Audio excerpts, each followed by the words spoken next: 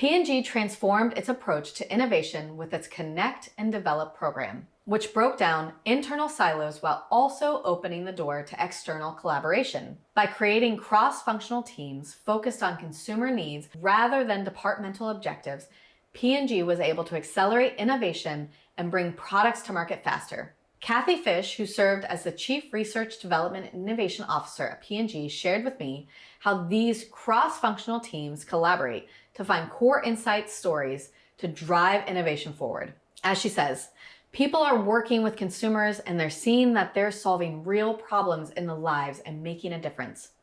That's meaningful. The stories help us get alignment on where we're going to go. And everybody gets an opportunity to contribute to what that story is.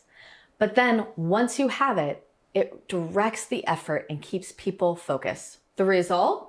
According to Harvard Business Review, P&G saw R&D productivity increase by 60% since implementing this collaborative approach. Angie Lorts, Associate Chief of Quality at Cincinnati Children's Hospital and co-founder of Action, shared with me, we started with 5 centers working together to decrease the stroke rates in these children. We were all just an invested group that really wanted to do this.